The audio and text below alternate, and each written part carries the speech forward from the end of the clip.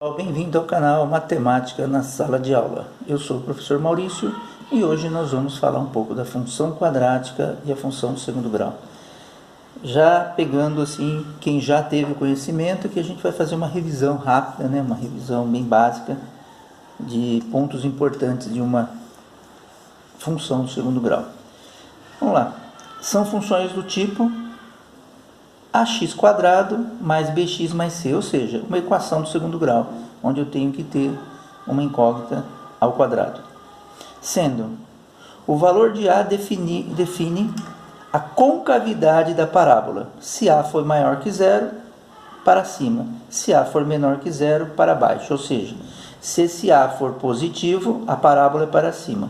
Se esse a for negativo, a parábola é para baixo. Vamos ver como é que fica aqui. Vou fazer uma aqui, só para a gente ver. Vou colocar nesse espaço aqui. Vou fazer aqui. Tentar fazer os dois aqui.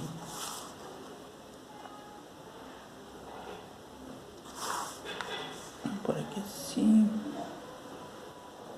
Vou fazer desse jeito só para a gente ganhar espaço aqui, tá? Ela pode ser de vários tipos. Vou pôr assim, para poder ganhar o espaço aqui. Então, uma parábola eu vou pôr aqui. A outra vamos pôr aqui. Não necessariamente, tá? Ela pode estar mais centralizada, pode estar mais assim, só para a gente ter uma noção. O importante a gente vai ver aqui nas definições. Então, vamos lá. Parábola para cima. Então, nesse caso aqui, o a é maior que zero. Parábola para baixo, o a é menor que zero.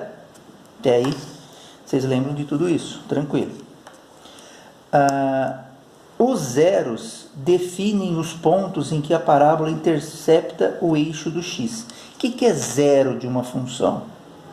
Zero de qualquer função são as raízes. Porque o que é uma raiz numa função? São números que, colocados no lugar da incógnita, transforma essa operação em zero. Ela vai ser zerada. Porque na equação do segundo grau, a sua equação ela é zerada. Então a igualdade ela se torna verdadeira. Então, os zeros definem os pontos que interceptam o eixo do x, que são as raízes. A raiz está aqui. Então, isso aqui. Então, aqui é meu x1, aqui é meu x2. Como assim x1, x2, professor? Lembra da equação do segundo grau? Quando você calcula o Bhaskara ou por soma e produto, as raízes que você encontra, ou seja, os resultados, é o seu x1, x2. São esses pontos aqui, onde houve o corte.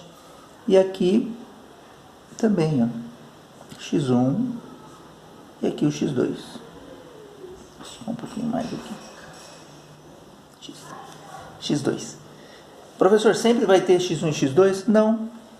Por exemplo, se a sua parábola estiver aqui assim, e não chegar perto do x, ela não vai cortar o x. Então, existe a função, só que ela não, você consegue, diz assim, você consegue colocar ela no gráfico, mas ao colocar no gráfico você percebe que não há corte. Então, quer dizer, ela não tem solução real.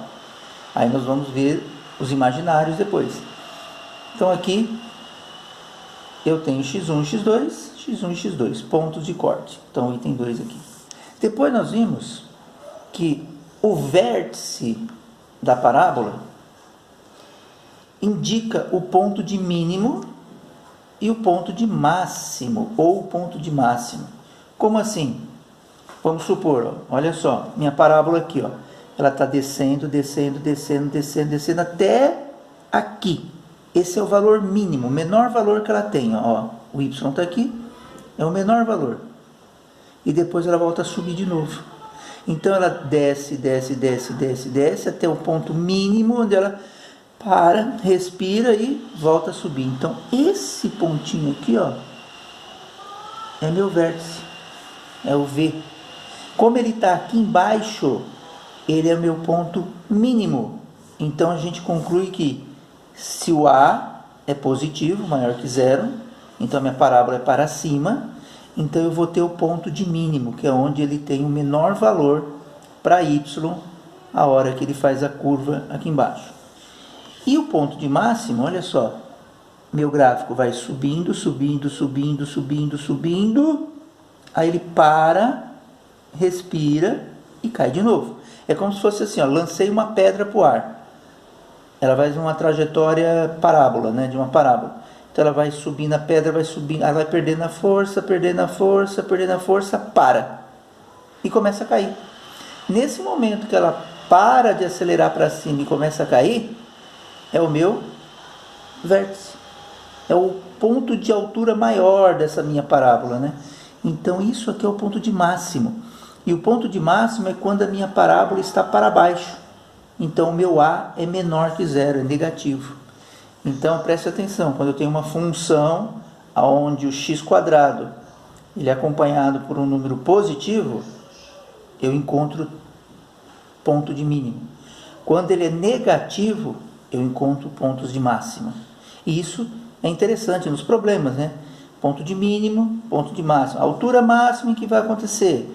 Custo mínimo da produção de determinado produto dado pela função do segundo grau tal. Então, o menor custo que eu vou ter é esse aqui na produção. Então, se eu produzir de 0, por exemplo, até 50, eu vou ter um custo, determinado custo aqui, que vai caindo de acordo, conforme eu vou aumentando a minha produção, ele vai diminuindo o custo. Só que chega aqui num ponto 50, eu tenho o custo mínimo dessa produção. A partir de 50 elementos, ou 50 peças, vamos supor, meu custo começa a subir. Por quê? Porque aqui demanda mais matéria-prima, eu tenho que contratar mais mão de obra, eu tenho que gasto maior com energia, então meus custos começam a ser maior do que eu estou ganhando. Então passa a não ser bom para o empresário continuar produzindo, se quanto mais ele produz, maior é o custo dele. Então por isso que a gente calcula qual é o custo mínimo para que o empresário trabalhe nessa faixa aqui, que é uma faixa muito boa para ele. Ó. Pode ver os custos dele, ó, estão equilibrados entre as raízes aqui, ó. Tá bem aqui. Daqui para cima são altos os custos. E aqui é a mesma coisa do ponto de máximo, a mesmo raciocínio se usa aqui. Só que os vértices, olha como é que a gente descobre os vértices. O vértice eu vou ter um x aqui, que é o x do vértice, e um y, que é o y do vértice. O x do vértice é dado pela expressão menos b sobre 2a. E o y do vértice é dado pela expressão menos delta dividido por 4a. O delta você sabe encontrar, né? O b² menos 4ac. Então você descobre o y do vértice. Mas vou dar uma dica para vocês. Ó. O y do vértice, se você descobrir o x do vértice, é só substituir na função. Porque olha só, se você descobrir o x, é esse ponto aqui, onde o x vale tanto e o y você não sabe. Você pega o valor de x, coloca aqui na sua função, calcula, você vai descobrir o y do vértice, que é o que está faltando. Então tem os dois lados. Se você não lembrar da formulinha, é só pegar o valor que você achou no x do vértice, então essa você tem que saber, pegar esse valor e substituir. Só toma cuidado aqui, ó, porque ela é muito parecida com o soma e produto, né? Quando você vai fazer a soma, é menos b sobre a. No vértice é menos b sobre 2a. Então toma cuidado para não fazer confusão, tá? Vamos ao quarto item. A reta que passa por V, que é o vértice, é paralela ao eixo Y. Então aqui, ó, nós temos uma reta que passa por V aqui, ó. Vou pontilhar ela. Aqui. Pronto. Essa reta que passa, ela é paralela ao eixo do Y e é chamada de eixo de simetria. Por que eixo de simetria?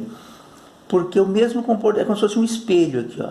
Esse lado da minha parábola, ele é igual a esse lado, ó, ele só está simétrico, ó. Eu divido exatamente no meio, tanto que aqui as distâncias são as mesmas. Claro que no meu desenho que eu fiz um esboço torto aqui, mas se você olhar, esse lado é igual a esse, essas medidas são iguais até o eixo de simetria e até o outro pedaço. Então, se eu quiser saber qual é o eixo de simetria, é só pegar esses dois valores, somar e dividir por 2, que eu vou ter o ponto médio aqui, que é onde passa o eixo de simetria, bem na direção do vértice. Ó. E aqui também é a mesma coisa.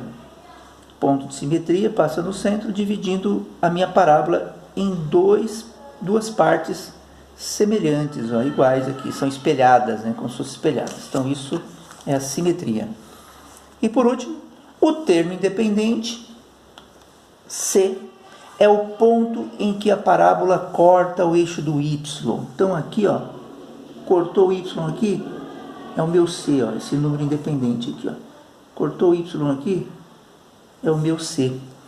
Então perceba que a minha parábola, se ela não tiver o C, é porque ela não corta o eixo do y. Então, se eu não tiver o termo independente, não haverá corte no eixo do y. Tá bom? Pessoal, um resuminho rápido para a gente detalhar aí.